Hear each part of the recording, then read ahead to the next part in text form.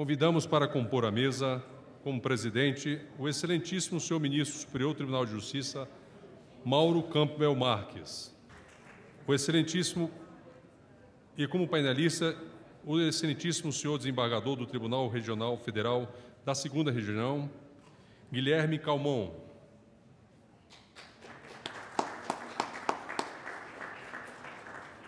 O excelentíssimo senhor juiz federal da Seção Judiciária de Porto Alegre, Marcelo Denardi.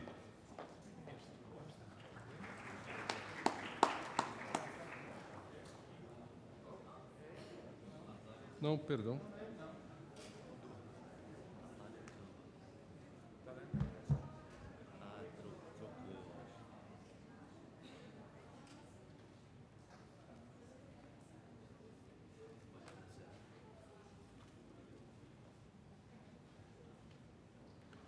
A excelentíssima senhora Natália Camba Martins, coordenadora-geral da Autoridade Central Administrativa Federal, ACAF.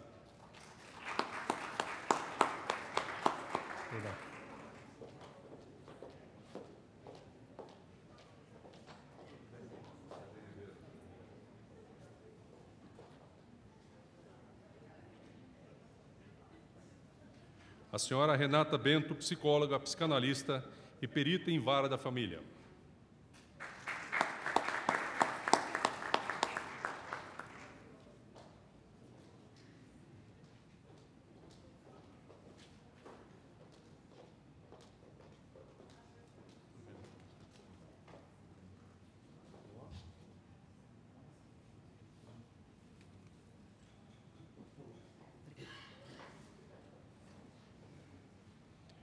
Com a palavra, o excelentíssimo senhor ministro Mauro Campbell Marques.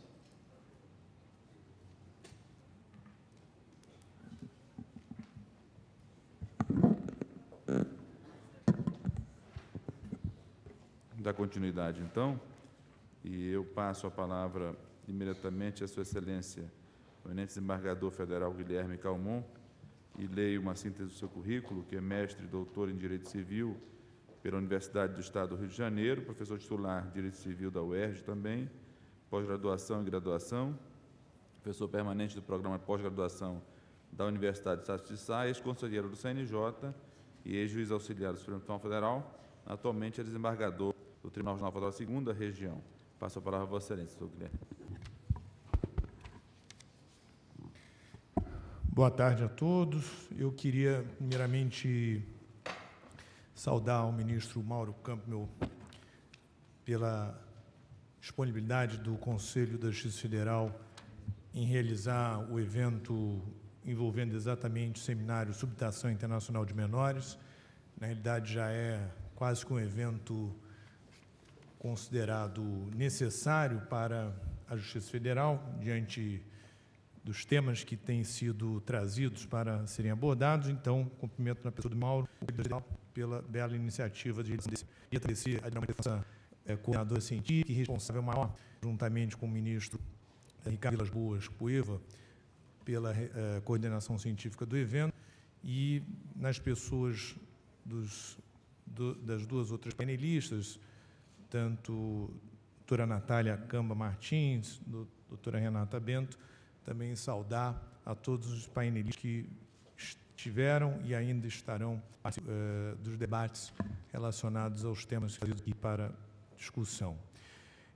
Eu tenho a incumbência de, num prazo bastante exíguo, até pelo adiantar da hora, tratar de um tema dos mais polêmicos no âmbito da Convenção da Haia sobre aspectos civis do sequestro internacional de crianças, que é o direito de visitas e boas práticas na agilização do cumprimento da Convenção.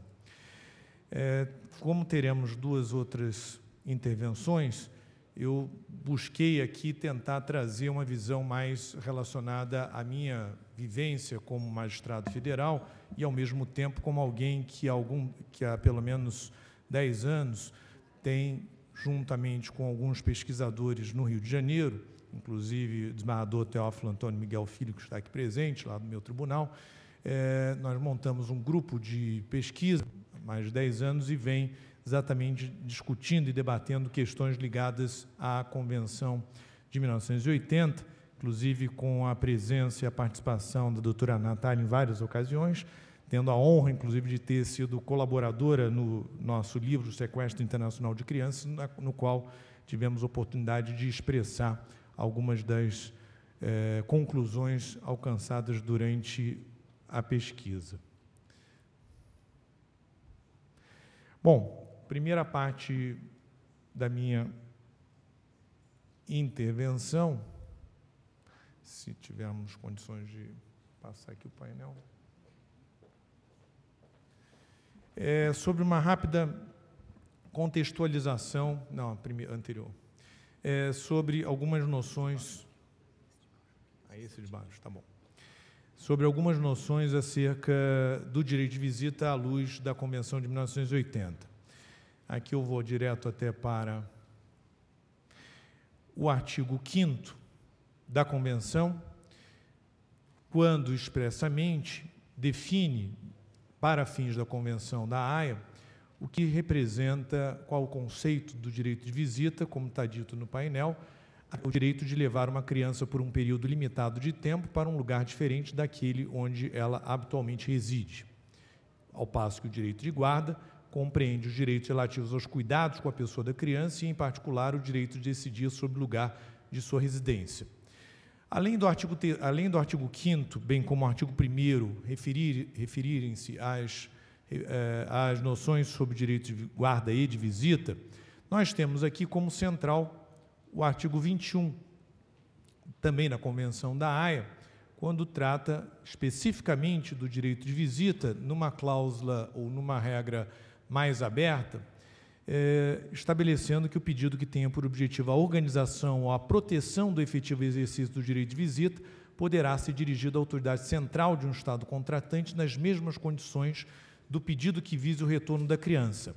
E às autoridades centrais incumbe, de acordo com os deveres de cooperação previstos no artigo 7º, promover o exercício pacífico do direito de visita, e aí complementa, para o que me interessa, essas são as referências normativas principais acerca do direito de visita à luz da Convenção.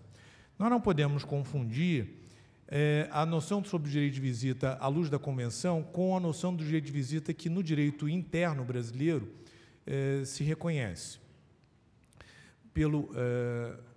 De acordo com a regra do Código Civil, que trata do direito de visita, a visita compreende não só a possibilidade daquele que o seu genitor ou eventual outra pessoa que tenha vínculo de parentesco ou mesmo vínculo de afinidade com a criança ou com o adolescente, né, na expressão do Estatuto da Criança e do Adolescente, possa não só ir ao encontro da criança no lugar em que ela está para ali visitá-la ou ali ter contato e acesso a ela, mas também levá-la para outro lugar, distante, portanto, do lugar do seu domicílio, de sua residência, para exatamente estabelecer contato efetivo com a criança.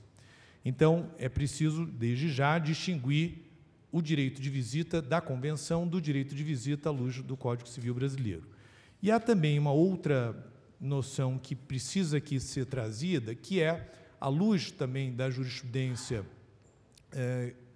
de outros países que também são signatários da Convenção de 1980, que quando houver o direito de visita associado ao direito de veto, o direito de veto significa exatamente de não permitir ou de não autorizar a mudança de residência da criança para outro lugar que não aquele que a criança já mantém sua residência.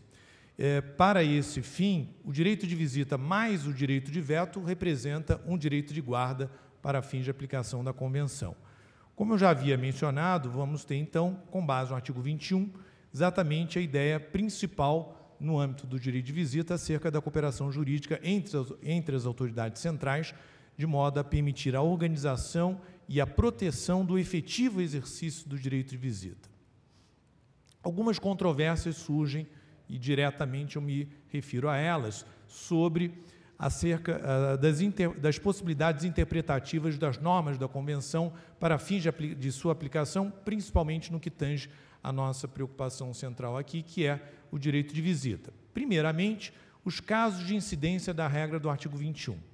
quais são as hipóteses de aplicação do artigo 21, até por força de, como já foi dito em outros painéis, a Convenção da Haia não ser uma convenção de direito de família, né? Portanto, ela é uma convenção que visa instituir e, de fato, estabelecer mecanismos de cooperação jurídica internacional para fins exatamente de aplicação das regras nela estatuídas.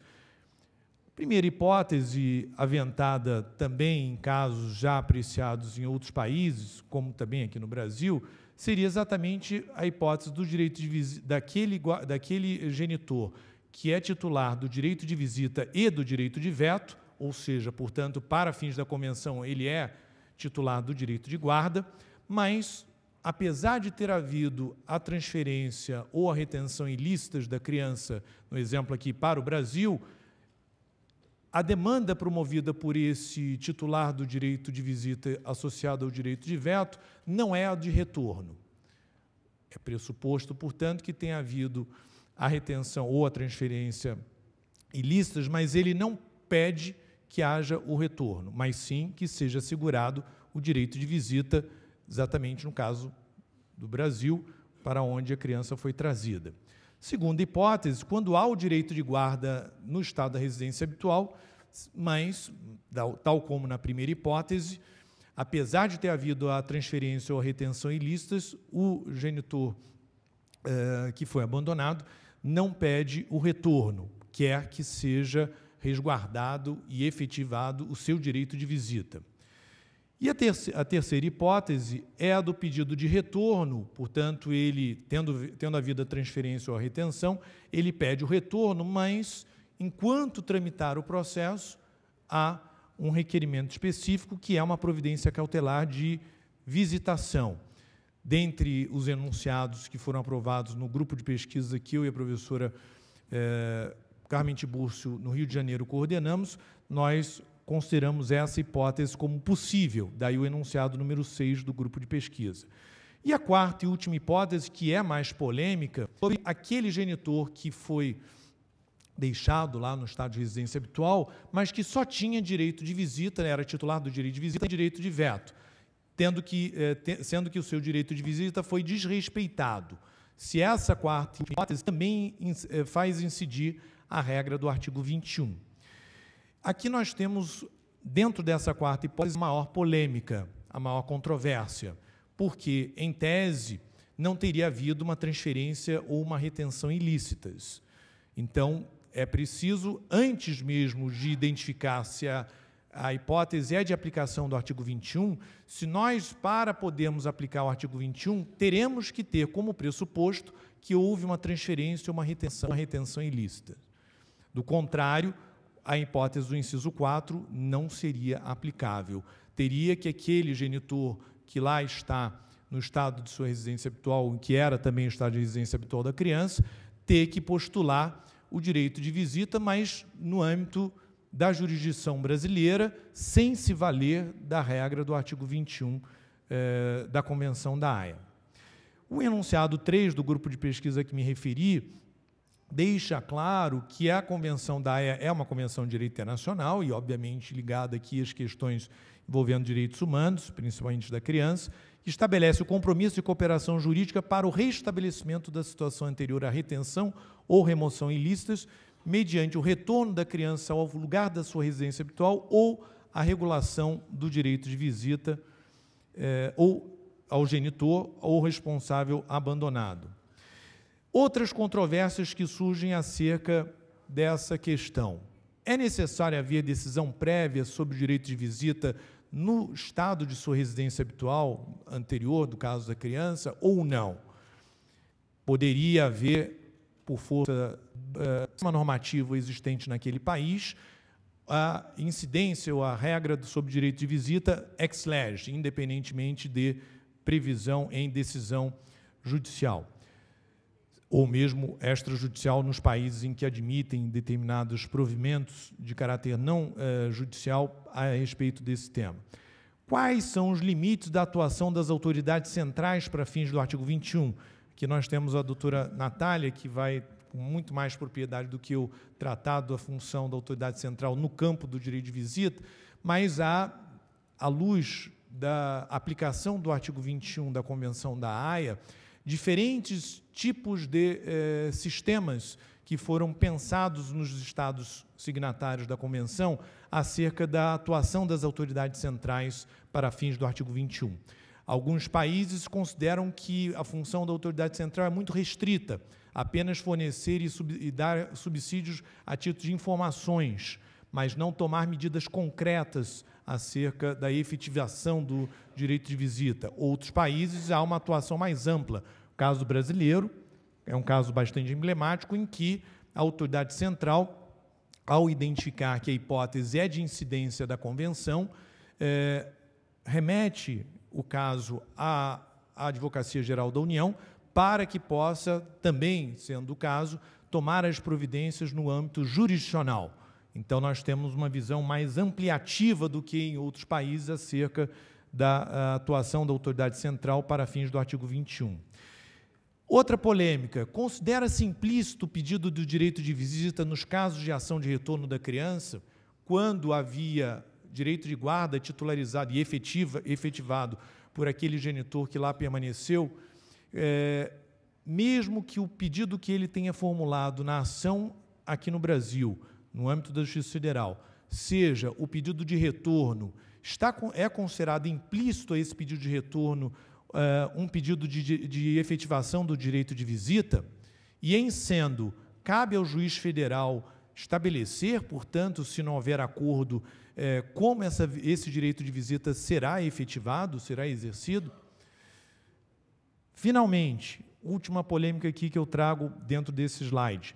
Após a regulação do direito de visita à luz do artigo 21 da Convenção, será possível a sua revisão pelo juiz estadual dentro da nossa jurisdição, com base nas hipóteses em que a criança não retorne ao antigo estado de sua residência habitual e, ao permanecer no Brasil, com a regulação do direito de visita estabelecido pelo juiz federal, pode, posteriormente, haver mudança dessa regulação do direito de visita por um juiz estadual, dentro daquela perspectiva de que, tal como ocorre nas varas de família, algumas questões ligadas às relações familiares estão nelas embutidas uma cláusula chamada cláusula rebus sic stantibus, enquanto se mantiverem as condições objetivas que permitiram a estipulação daquela solução judicial, mas em sendo alteradas essas condições, haveria, portanto, a necessidade ou a possibilidade de revisão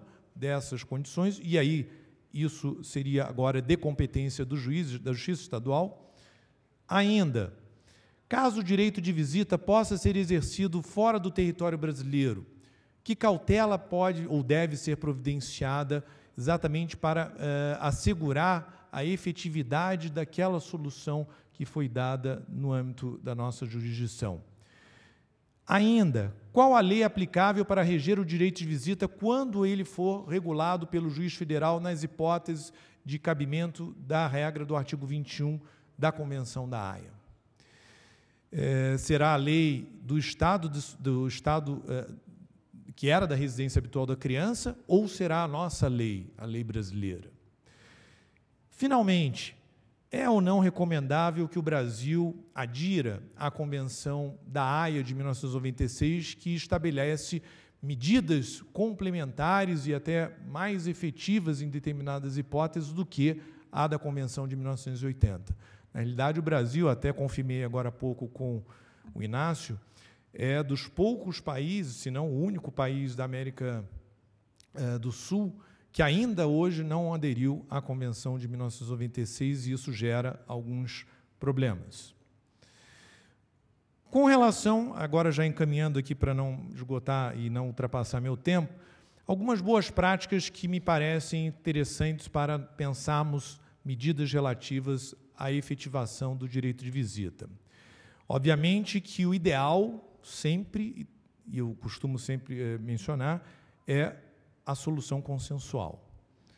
A busca de que haja um acordo através de técnicas de solução consensual, como a própria mediação, e a mediação aqui, me parece, ela não deve se restringir apenas e tão somente ao tema do retorno ou da manutenção da criança no Brasil, deve abranger também questões ligadas à própria guarda e ao direito de visita, entendendo, considerando que nessas hipóteses a jurisdição brasileira pode, via acordos celebrados entre os genitores e outros parentes eventualmente envolvidos, estabelecer esses consensos para exatamente permitir que haja uma solução muito mais efetiva e melhor em prol do melhor interesse da criança, e, não sendo possível a solução consensual, havendo, portanto, a necessidade de uma solução impositiva, a partir da jurisdição brasileira, que se busque uma decisão espelho no estado que era da residência habitual da criança, uma vez chegada a uma conclusão sobre a regulação do direito de visita, tal como feita pelo juiz federal.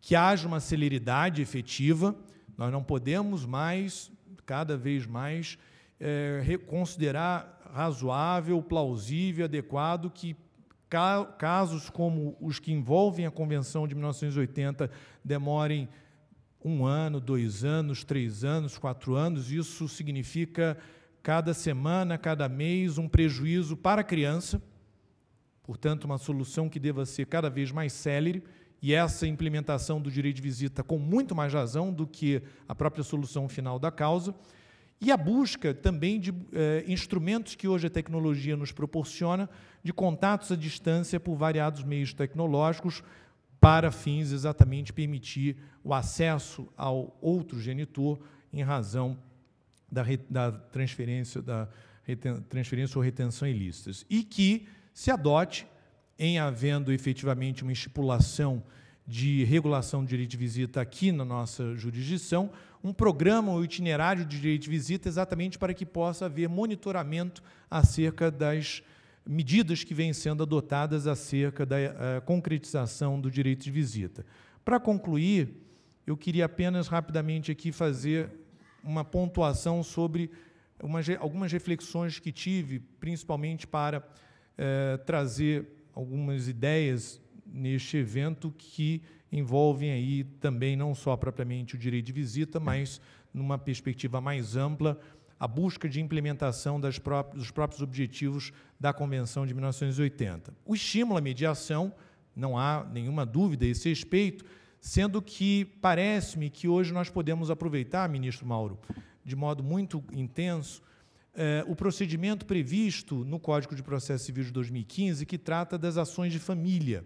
Ainda que as ações que se baseiam na Convenção de 1980 não sejam ações de família, mas, indiretamente, há questões ali muito sensíveis nas relações familiares que envolvem, seja o retorno, seja a manutenção da criança no Brasil, mas que vão impactar o contato dessa criança com, pelo menos, um de seus pais.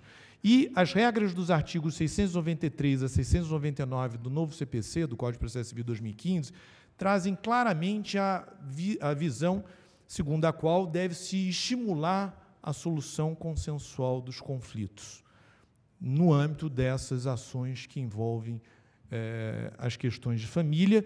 Me parece, no mínimo, a possibilidade de uma aplicação extensiva dessas normas do novo CPC, entre outras, o artigo 694, que estabelece, inclusive, a possibilidade do juiz suspender o processo para remeter as partes a uma solução via mediação. Isso é perfeitamente possível no âmbito também da Justiça Federal, não é algo específico voltado à Justiça Estadual, e que, mesmo durante a suspensão desse processo, que envolve uma ação baseada numa questão relacionada a essas relações familiares, possam ser adotadas medidas urgentes, ou seja, poder geral de cautela pode ser exercido durante a suspensão desse processo sem nenhuma restrição. Até o exemplo do nosso colega lá de Belém do Pará vem a demonstrar como é importante a sensibilidade do juiz para identificar as peculiaridades do caso e tomar as providências adequadas à hipótese em questão. A atuação da Autoridade Central e da Advocacia Geral da União, de fato, é essencial. Chamo a atenção aqui para a Lei de Mediação, que é a Lei 13.140 de 2015, que não só trata da mediação judicial e extrajudicial, mas prevê a possibilidade da administração pública, seja ela federal, estadual, municipal ou distrital, tomarem medidas no campo interno para exatamente buscarem soluções consensuais de conflitos, inclusive envolvendo particulares. Existe norma expressa na Lei 13.140 a respeito da composição entre a administração pública e um particular, e, nesse caso, me parece bastante adequado para fins de aplicação da Convenção da Haia. A urgente adesão no Brasil à Convenção de 1996, principalmente quanto às medidas complementares lá previstas, que devem ser cada vez mais adotadas no nosso caso, que ainda não são, por não sermos signatários da Convenção de 96, e, obviamente, como já tem acontecido aqui no Brasil, a maior especialização dos juízos e tribunais brasileiros para fins de aplicação das normas da Convenção de 1980 e com a criação de equipes que possam e os tribunais proporcionar não só uma solução célere, mas uma solução mais qualitativa. Com isso, então, eu encerro a extensão de outros. Muito obrigado.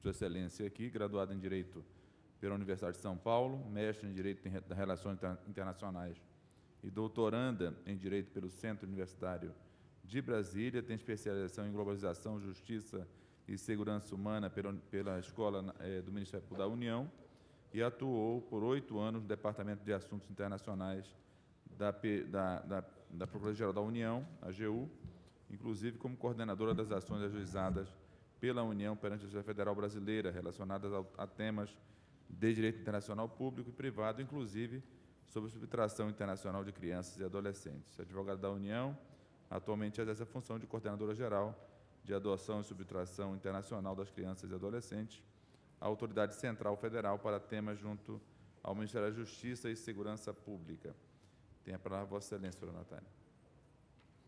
Claro. Obrigada, ministro Mauro, pelo engajamento do Conselho da Justiça Federal, do Superior Tribunal de Justiça, da doutora Mônica, na realização desse evento. Já estamos no final do dia, ainda temos vários sobreviventes aqui. Muito obrigada pela deferência. Então, obrigada, ministro, por também ter passado boa parte do dia aqui conosco. Desembargador Guilherme, enfim, falar depois do senhor é sempre difícil. Mas, enfim, a ideia é a gente apresentar nesse painel, pelo menos nós dois, um pouquinho sobre um tema que é ainda menos discutido e ainda menos aprofundado do que o tema da subtração internacional de crianças. A gente está falando do direito de visitação, do direito de acesso transnacional de crianças às suas famílias e genitores, família estendida, previsto na Convenção da Haia. Então, vocês vão notar que eu tenho algumas posições teóricas que divergem um pouco do professor Guilherme, mas a ideia ainda é um tema difícil também no âmbito da Conferência da Haia, e na aplicação a gente também encontra algumas dificuldades. É um tema novo para todo mundo, na Advocacia Geral da União, da onde eu venho, a gente vem evoluindo as discussões sobre isso, quer dizer, o que se aplicava no passado não se aplica mais, a gente modifica um pouco, porque a ideia é entender não só como os outros países aplicam a Convenção, não só como foi projetado o artigo 21, mas como é que a gente pode fazer o melhor uso disso para que essas crianças continuem tendo acesso a todos os membros da sua família, família estendida, núcleo familiar, da forma mais ampla e mais cautelosa e cuidadosa possível. Eu também aproveito para agradecer os meus colegas, meus amigos da Advocacia Geral da União, que há 8 anos atrás, ou há 10 anos atrás, me deram a oportunidade de poder trabalhar com esses casos, e numa experiência um pouco diferente do advogado da União em geral. Nos últimos 10 anos eu pude trabalhar quase que exclusivamente com esse tema, o que não é muito comum nas nossas instituições. Então, eu sou eternamente grata à Advocacia Geral da União, hoje muito feliz de estar no Ministério da Justiça, tentando ajudar na Autoridade Central, e também, por fim, agradeço a minha equipe, que a gente tem sonhado esse sonho juntos, de tentar aplicar essa convenção da forma mais cuidadosa com essas crianças com as quais a gente se depara. Bom, vamos rápido, mas vamos em frente. professor Guilherme já falou bastante coisa, então, sobre o direito de acesso. A ideia é que eu vou complementar com algumas coisas, trazer à baila algumas discussões, tanto teóricas quanto práticas, algumas divergências na aplicação desse tratado nos países e mesmo nas nossas discussões acadêmicas. Então, a gente tem a Convenção da Haia, de 1980, ela vai ter um nome que vai falar sobre o sequestro internacional de crianças, mas ela tem o artigo 21 como uma grande inovação.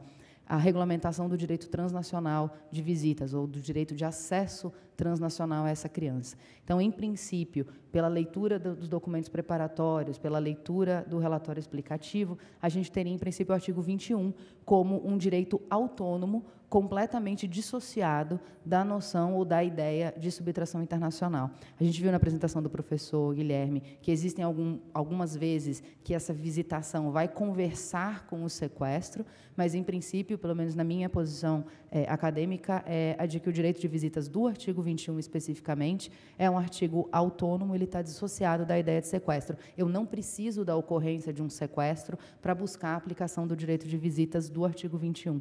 Então, esse direito de visitas ele vai se aproximar muito das discussões de direito de visita no âmbito do direito de família.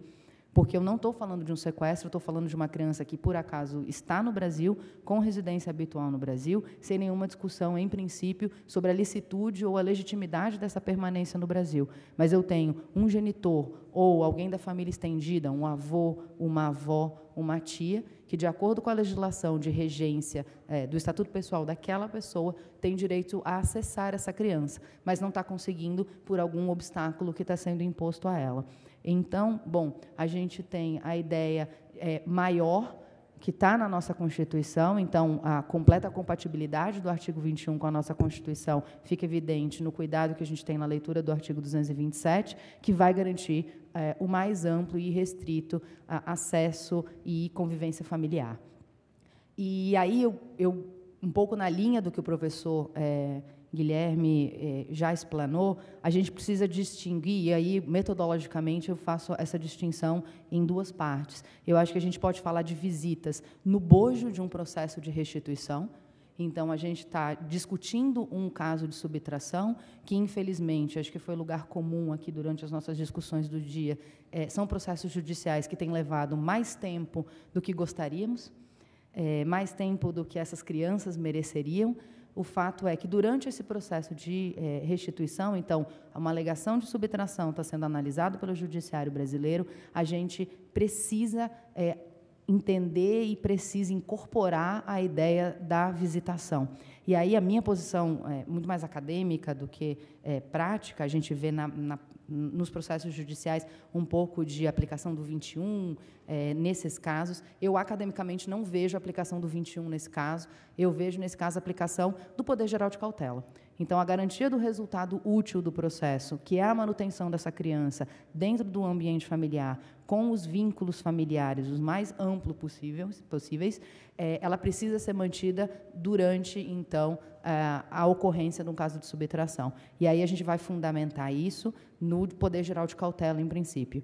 Então, a Autoridade Central vem tentando, junto com a Advocacia Geral da União, sensibilizar os genitores, explicar para eles e explicar também nos nossos processos judiciais de subtração a importância de apresentar um calendário de visitas provisórias. Essas visitas, normalmente essa criança está há muito tempo sem contato com um dos genitores, então a gente iniciar uma tentativa de reaproximação por Skype, por WhatsApp, por telefone, e aí a gente precisa da intervenção judicial nesses casos. A pessoa que está com a criança no Brasil, por muitas vezes, e infelizmente, impede qualquer contato e, dá sequência, intensifica um processo de alienação parental.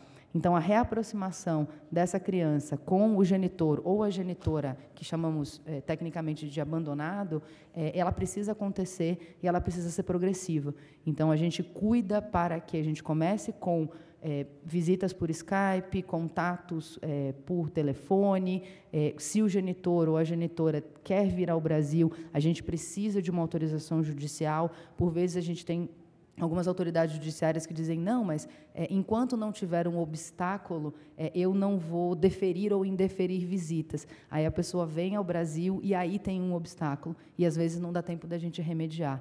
Então, a ideia nessa subdivisão, nessa categorização que eu sugiro, a gente tem visitas dentro do bojo de um processo de subtração, elas precisam acontecer, o fundamento, em princípio, seria o poder geral de cautela, a necessidade de garantia do resultado útil do processo, manutenção do vínculo dessas crianças com todo mundo. E a gente tem as visitas, que aí, para mim, tecnicamente, seriam as visitas do 21, que são as visitas que a gente tem, que o professor Calmon tão bem falou, que são as visitas que, na minha leitura, elas são dissociadas da ocorrência de uma subtração. E aí é um pouco a Convenção da Haia. A gente passa todo o tempo estudando e olhando o sequestro, dizendo, nas discussões de sequestro, não devem ser analisadas as questões de fundo. Essas questões de fundo são remetidas para o juiz de residência habitual.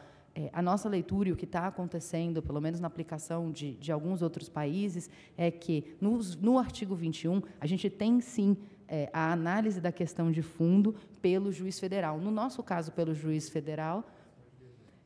exatamente. E depois eu lhe devolvo a palavra, professor.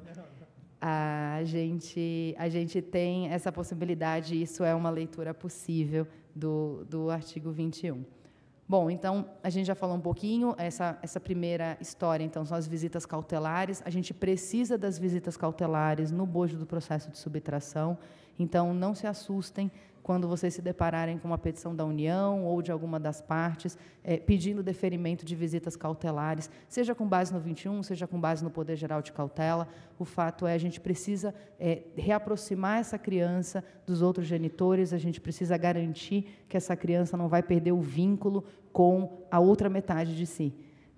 Então, essa é a preocupação nas visitas cautelares. E as visitas autônomas, então, respeitadas as divergências, seriam as visitas dissociadas da noção de sequestro. Eu não tenho uma subtração, eu tenho uma criança que legitimamente está no Brasil, mas alguém, por exemplo, que tinha uma sentença de divórcio que previa que essa criança viajaria para o Canadá 2 vezes ao ano. Já é a segunda ou a terceira vez que a criança não embarca para o Canadá. Essa pessoa pode acionar o mecanismo de cooperação jurídica internacional, ela não vai precisar contratar um advogado no Brasil, isso vai ser tramitado pela Advocacia Geral da União e pela Autoridade Central Brasileira para ou criar um direito ou garantir um direito que já existe. Então, tentar implementar esse direito de visitação, que já foi fixado numa sentença estrangeira, sem passar pelo mecanismo de homologação, essa é a ideia do auxílio direto, é a gente evitar os mecanismos tradicionais de cooperação jurídica internacional, e aqui a gente rediscutir essas questões.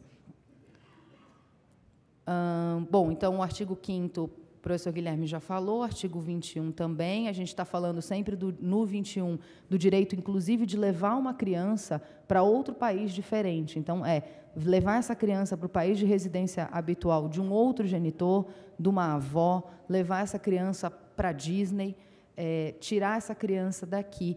E a gente vai ver que, na aplicação prática, a gente ainda tem muita dificuldade da aplicação efetiva e integral do artigo 21.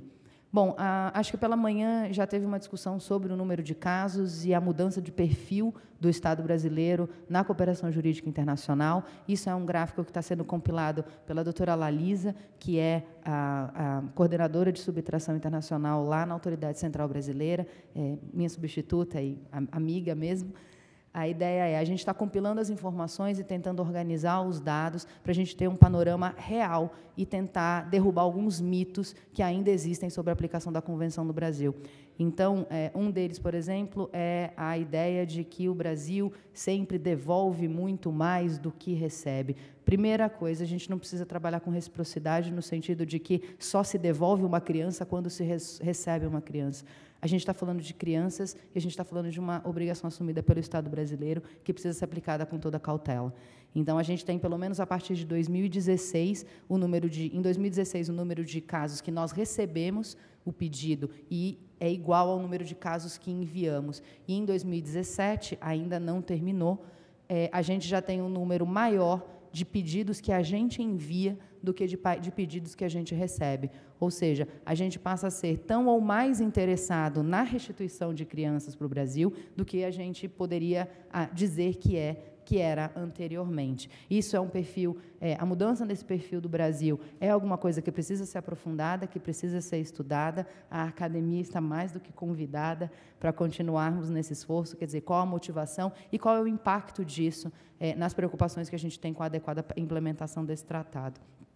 Algumas estatísticas só sobre visitas, então, elas estão sendo reformuladas, no sentido de a gente estar revisando esses dados, ela analisa muito bem, com muito cuidado, tem feito a revisão desses dados, mas os números são bastante, como eu posso dizer, chamam a atenção.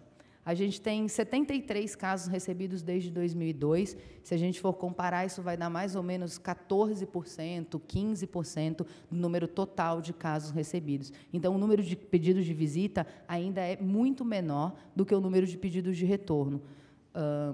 Isso tanto os ativos quanto os passivos. Atualmente, a gente tem 27 desses pedidos ainda em andamento, 21 deles já estão ajuizados, e os outros 6 ainda estão em tramitação administrativa.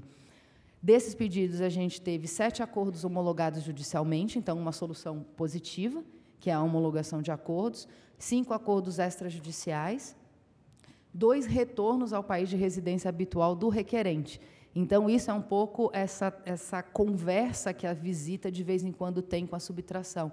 Em princípio, visita não atrela a subtração, pelo menos na nossa leitura, mas, em alguns momentos, um pedido de visitas, um pedido de cooperação de visitas, pode levar ao retorno da criança a um outro país, ao país de residência habitual do requerente, que não era necessariamente o país de residência habitual dela. Com isso, a gente tem que os acordos e a solução mediada vai poder alcançar qualquer coisa que aqueles genitores quiserem, regulamentar. Por isso é tão rico o mundo dos acordos e ele precisa ser incentivado.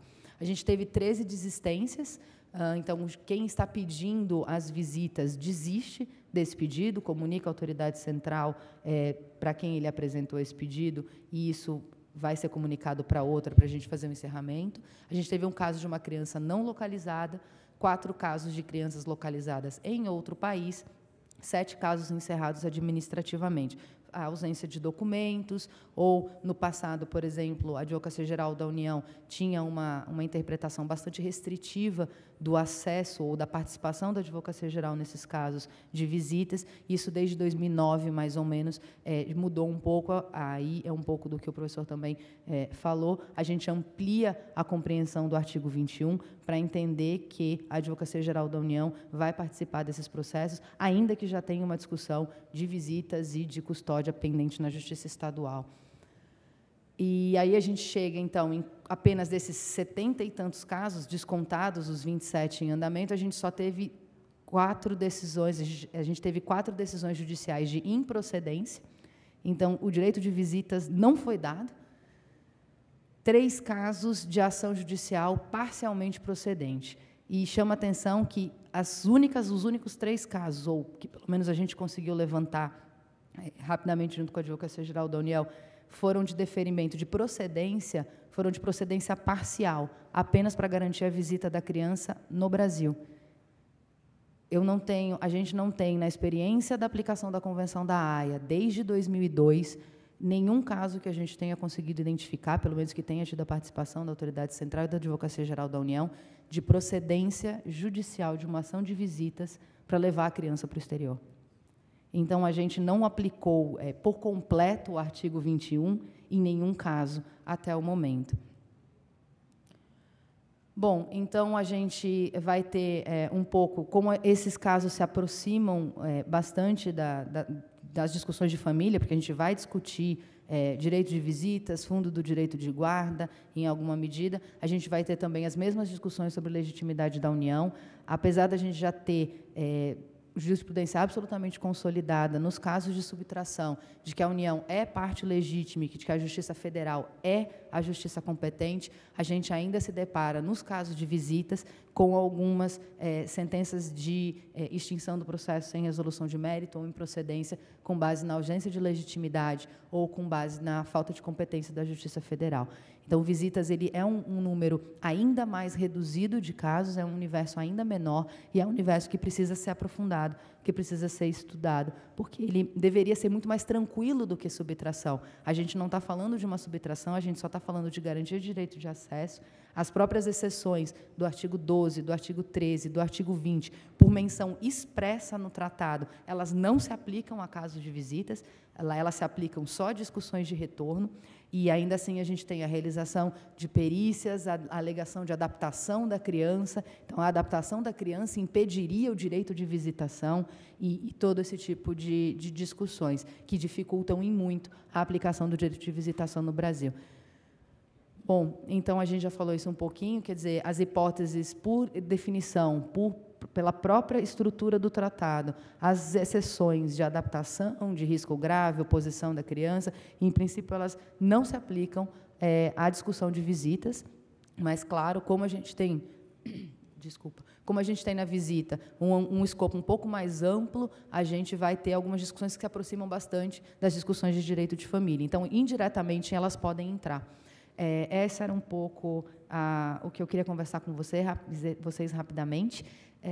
Por favor, vamos pensar sobre as visitas, vamos pensar sobre visitar, deixar essa criança ser visitada e essa criança poder visitar a sua família, seja num bojo de uma ação de sequestro, seja no exercício do direito autônomo de acesso internacional. Eu acho que isso é, mais do que nunca, o direito à convivência familiar, que está no 227 da nossa Convenção, e acho que as nossas crianças merecem. Obrigada. A Associação Internacional de Psicoanálise e a Federação de Psicanalítica da América Latina e da Federação Brasileira de Psicanálise também. Passo a palavra a Vossa Excelência, doutora Renata. Sua Excelência, ministro Mauro Campbell e Som sua pessoa... na mesa, por favor, doutora Renata. Agora sim, doutora. Estão ouvindo? Sua Excelência, ministro Mauro Campbell, e em sua pessoa, também cumprimento todas as autoridades presentes, desembargadora federal Mônica Cifuentes, e em sua pessoa também cumprimento todos os responsáveis pela organização desse importante evento, e aqui o desembargador Guilherme Calmon e doutora Natália Camba Martins, da AGU. Eu agradeço o convite do ministro Ricardo Cueva para estar aqui. Obrigada. Vamos em frente. Boa tarde a todos. Eu tomei a liberdade de fazer uma pequena modificação no nome do painel, porque eu, como perita da vara de família e como psicóloga, a gente entende que a criança tem o direito de convivência e não de visita. Então, a gente entende que pai e mãe não podem ser considerados visita para uma criança, e sim uma pessoa para conviver. E eu gostaria de colocar 2 pontos importantes para a gente começar. O primeiro é quando a gente pensa no retorno rápido da criança para o seu país de origem, para que todos esses assuntos sejam resolvidos no seu local de nascimento. E isso deve ser resolvido o mais rápido possível. A criança precisa retornar. E 2, é um programa de acompanhamento psicológico da criança com orientação à família. Apenas uma intervenção ou 2 de um psicólogo não é suficiente. E agora a gente vai tratar um pouquinho aqui dos bastidores da vida mental. Então, eu vou lavar um pouco de roupa suja aqui. E aí eu vou começar dizendo um breve poema do Vinícius de Moraes, que diz o seguinte: a vida é a arte do encontro, embora haja tanto desencontro pela vida. Falar em divórcio nem sempre é falar subjetivamente em separação. Muitos casais se separam, mudam de casa e até de país, e as longas brigas e disputas continuam. Seja por dificuldade em chegar a acordos, lidar com a frustração, com o término em si, ou até mesmo por vingança. Estabelecer limites e deixar o outro seguir em frente passa a ser algo extremamente difícil. Este fato pode ser observado na maioria dos casos que chegam à justiça. Isso porque o que se nota é que há uma grande dificuldade do casal conjugal se separar emocionalmente. O que eu quero dizer é que o processo judicial passa a ser, muitas vezes, uma espécie de vínculo entre eles. O vínculo esse carregado de ódio, demonstrando dificuldade em pensar, em lidar com renúncias e escolhas e, principalmente, assumir com maturidade o término de algo que outrora foi investido e que lhe trouxe os filhos. Pensando por este viés, não é a separação em si que afeta os filhos, mas a forma como os pais a conduzem. Isso quer dizer que muitas vezes a separação de um casal pode ser não só um bom caminho, mas a direção mais acertada para se viver melhor. De fato, existem outras relações que são mais satisfatórias e melhores. Todavia, quando se tem crianças envolvidas, é preciso protegê-las, conduzir com maturidade ao invés de colocá-la no meio das disputas dos pais. O desastre do fim da relação conjugal e a perda fantasmática de um dos genitores, que passa a ser considerado malvado, são arremessados contra a criança de diversas maneiras.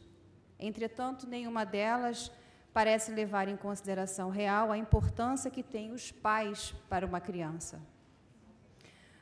Sabemos que o judiciário não é o melhor lugar para se resolver conflitos emocionais.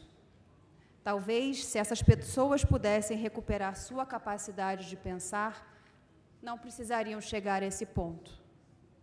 Contudo, foi este o lugar que escolheram para viver e reviver a dor da separação, da quebra do contrato afetivo, da ruptura dos vínculos. Se examinarmos um pouco mais a fundo, ouviremos o eco das apelações insatisfeitas, os desencontros amorosos, os sonhos não realizados, e tudo isso demandando uma reparação e aguardando que o juiz se pronuncie em defesa e se coloque na posição de regular ou de reparar o irregulável. Como é que se regula sentimento? O juiz não tem tempo necessário para entender o conflito, ele precisa resolver. Como é que ficam essas pessoas? Provavelmente brigando, usando os filhos como arma contra o outro, e acreditem, tudo isso sendo dito e feito em nome do amor. E a criança vai crescendo. Em psicanálise, o verbo pensar nos é muito caro. Podemos dizer que o pensamento precede o pensar. Para ser bem simples, é como se a nossa mente ficasse invadida de ideias, aguardando e pressionando o nosso aparelho psíquico para serem pensadas. Ideias não são pensamentos, é algo bem mais sofisticado. Pensar é uma função de um elo emocional, ou seja, duas mentes ou personalidades em relação. Sem elo emocional, não há o pensar. E se ela não pensa, ela atua. Seria o processo judicial uma atuação? O que é uma atuação? É um meio pelo qual o sujeito, sob o domínio de seus desejos e fantasias inconscientes, vive seus desejos e fantasias no presente, com um sentimento de atualidade que é muito vivo, na medida em que ele desconhece sua origem e seu caráter repetitivo. No meu entendimento, essa seria a maior contribuição da psicanálise ao judiciário, a descoberta de que temos um inconsciente. Podemos dizer que pensar é, de fato, um problema.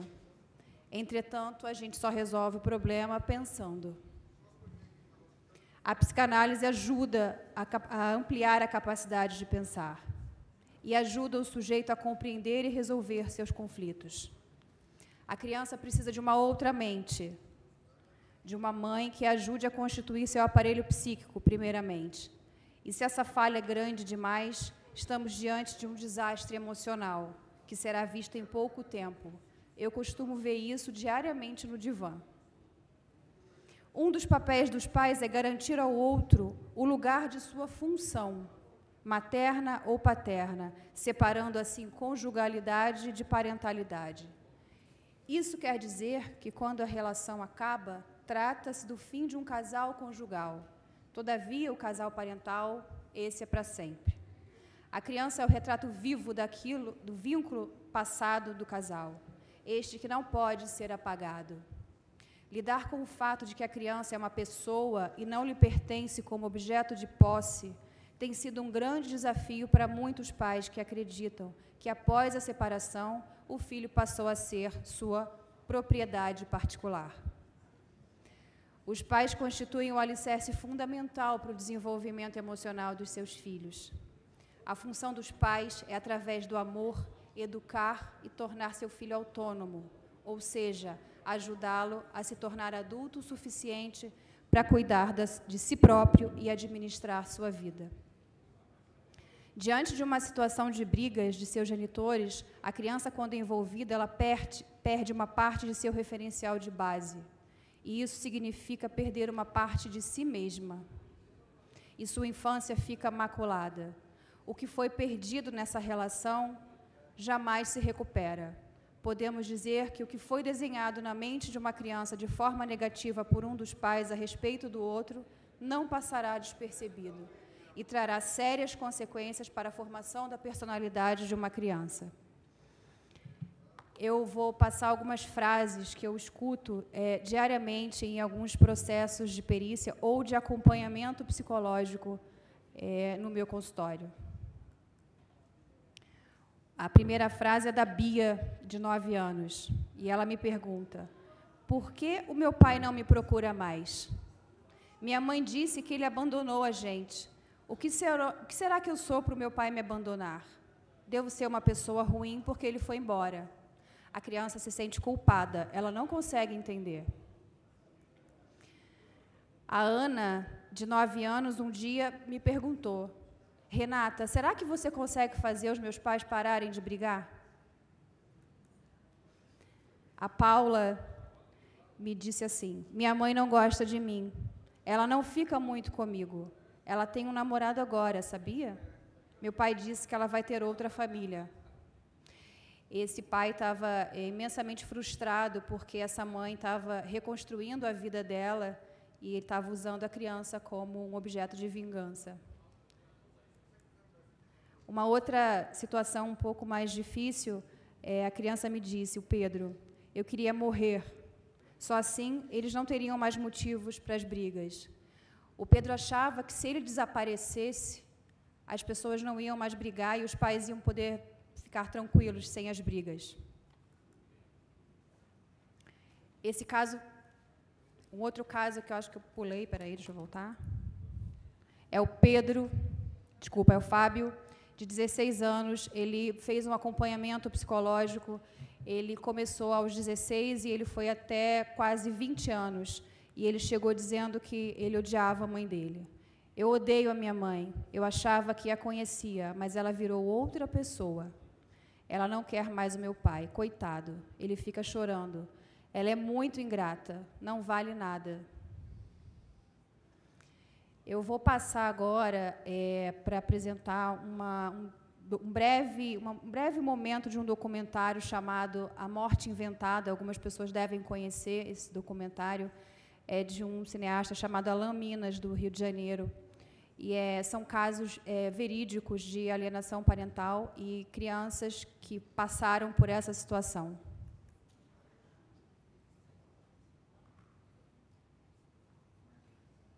Foi engraçado porque eu tive uma mãe muito maravilhosa, sabe? Assim,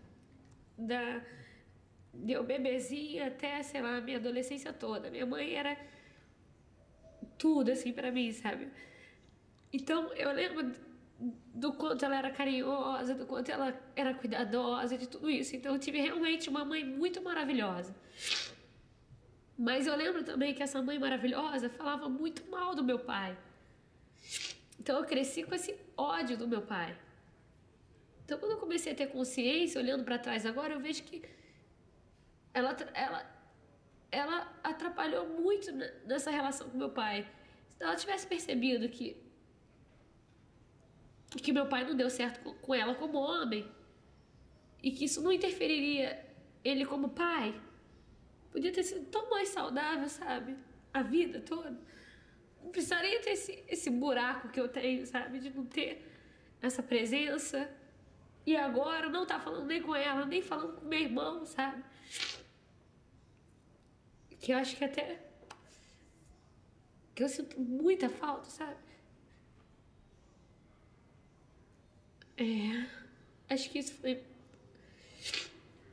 Olhando assim pra trás, tive uma mãe ótima num tempo, mas depois, quando eu comecei a ter consciência das coisas e correr atrás e querer me entender, o meu comportamento no mundo, e quando eu entrei na terapia e tudo, eu vi que pra eu conseguir caminhar, eu tinha que dar uma cortada, sabe? E cortar minha mãe na minha vida foi muito complicado. Mas eu tentei explicar 1000 vezes pra ela o que tinha acontecido, mas ela não acha que tá errada, ela não acha que fez nada errado, ela acha que fez o melhor que ela pôde. Ela não acha que ela teve nenhuma influência da gente odiar meu pai. Ela acha que não teve nenhuma influência.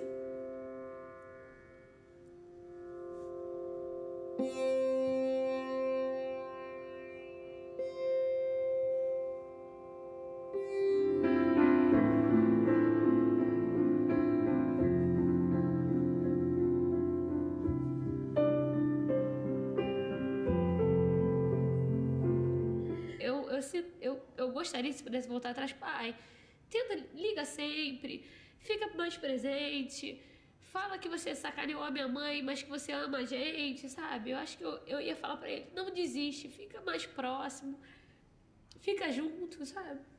Eu acho que eu ia pedir pra ele estar mais junto. Mesmo se a gente passasse o dia inteiro como a gente passava, de cara amarrada, assim, fechada, sabe? Porque a gente passava assim, como se estivesse odiando, sabe?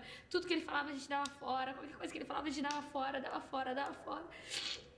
Eu pedi pra ele continuar encontrando com a gente, mesmo a gente dando fora, mesmo a gente sendo chato, mesmo a gente xingando ele, mesmo a gente batendo o telefone na cara dele, eu ia pedir pra ele ficar continuando.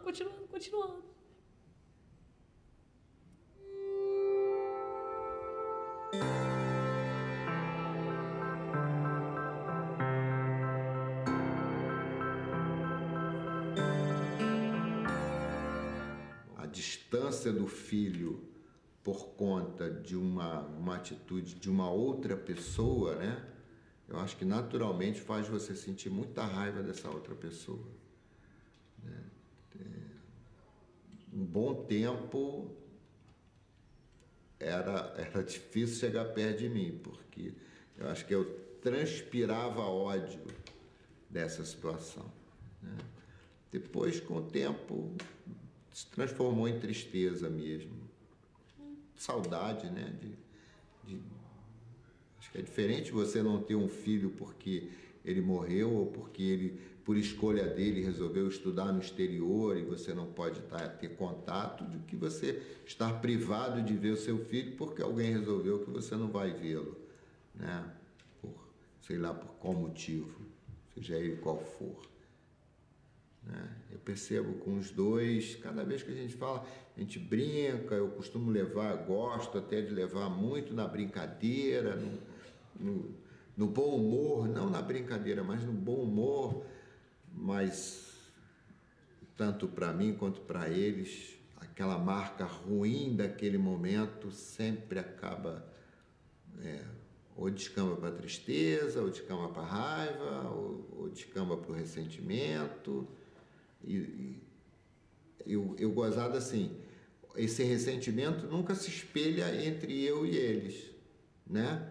Mas fica um ressentimento de uma coisa por fora ali que permeia aquela relação, que encosta naquela relação, que não devia ter isso, né? Óbvio.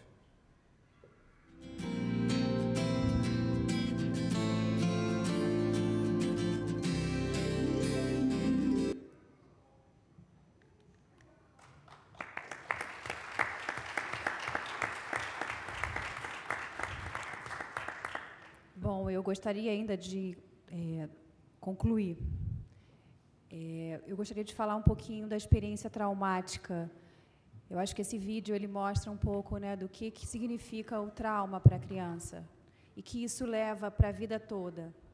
Então, a experiência traumática é a incapacidade do nosso aparelho psíquico em recuar segundo o princípio de constância, isso causado pelo excesso de excitação. A gente tem um aparelho psíquico que é preguiçoso, ele não gosta de trabalhar, então a gente precisa trabalhar num nível de constância. E a criança, ela tem um aparelho psíquico incipiente, ainda em transformação e desenvolvimento. Então, qualquer coisa que entre no aparelho psíquico da criança vai levar um tempo para se processar. Então, o trauma é um acontecimento na vida de uma pessoa que se define pela intensidade, pela incapacidade em que se encontra o sujeito de reagir de forma adequada, e pelo transtorno e pelos efeitos patogênicos e duradouros que provocam uma desorganização psíquica.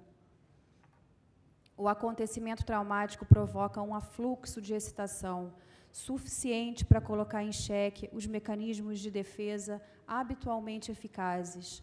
O traumatismo produz, na maioria das vezes, um estado de sideração. As relações são dinâmicas e, embora tudo que aconteça na infância fique inscrito no seu psiquismo, podemos buscar novas formas de se pensar no presente e no futuro de nossas crianças, protegendo-as e devolvendo a elas, de algum modo, sua infância. Se pudermos acompanhá-la no processo de elaboração daquilo que não foi possível digerir emocionalmente devido ao trauma, talvez estejamos pintando o futuro mais colorido e oferecendo à criança a oportunidade de ressignificar a sua história. O acompanhamento psicológico é uma nova chance de um novo começo. Em minha experiência como perita e psicanalista em processos judiciais, afirmo que todos os casos relacionados à guarda ou até mesmo à subtração de crianças deveriam ser encaminhados ao tipo de programa psicológico e a família toda deveria ser encaminhada, com atenção principal ao menor. Pois uma família que precisa chegar ao judiciário para resolver seus conflitos não possui relacionamentos saudáveis entre si, e isso prejudica muito a formação psíquica do menor.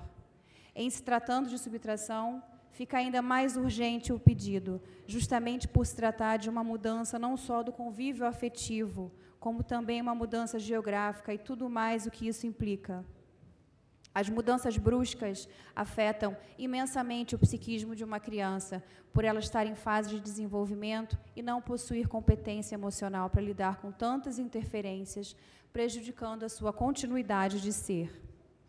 O pedido de retorno de uma criança deve ser entendido como uma luz vermelha acesa, indicando perigo naquela família, e deve ser tratado com a máxima atenção, da forma mais célere possível, e necessariamente com acompanhamento psicológico, por se tratar de situações traumáticas que extrapolam a capacidade mental de pensar de uma criança e também da família.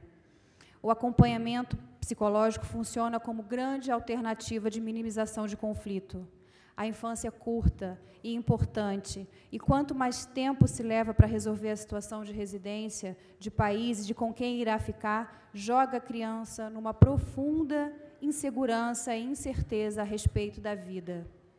Se os pais não conseguem pensar, ao menos as autoridades aqui, o judiciário precisa compreender qual é o lugar da infância e quais as consequências emocionais para uma criança quando é colocada no meio das brigas em uma separação conjugal mal elaborada. Obrigada a todos.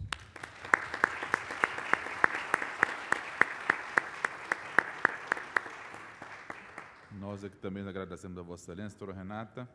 Eu quero, então, encerrar esse terceiro painel, cujo tema eu incorporo, então, o direito de convivência e boas práticas na agilização do cumprimento da Convenção da Haia de 1980.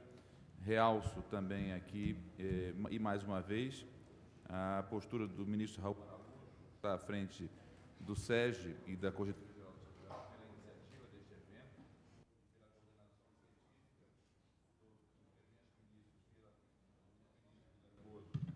científica, CAMPA e da desembargadora Mônica Cifuentes, e realço, sobretudo, porque dizia aqui tanto a doutora Natália quanto o desembargador Guilherme, que este é um tema, seguramente, que nós, magistrados, não devemos nos aventurar judicialmente, sob pena de nós contribuirmos para um prejuízo à honorabilidade do Brasil no exterior e na comunidade internacional. Nós temos que, efetivamente, não decidir nada que desborde fora das balizas da Convenção da Haia. Essa é uma dificuldade, já que esse tipo de julgamento é um dos julgamentos que angaria um componente emocional extraordinário. Sempre que há um julgamento dessa natureza, não só mobiliza todo o aparato de imprensa, mas, sobretudo, nós, juízes, temos consciência do quão difícil é o julgamento desse juiz. Eu comentava com a doutora Natália aqui que já tive a desventura de participar de vários julgamentos, mas eu, pessoalmente, de determinar, então, a busca das crianças, que, salvo engano, neste caso, acho que até agora não foram encontradas na cidade do Rio de Janeiro, e que, desesperadamente, o país estrangeiro ligava, o próprio premier do país me ligava e me botava para ouvir os menores que iam num telefone público, no orelhão, e ligavam lá para o país nórdico, desesperados, chorando, pedindo a companhia do pai. E esse tipo de demanda, seguramente, nós não podemos julgar, senão sob as balizas da Convenção da Haia. Parabéns ao Sérgio, parabéns aos coordenadores do evento e, mais uma vez, agradeço aos eminentes palestrantes desse painel. Muito obrigado.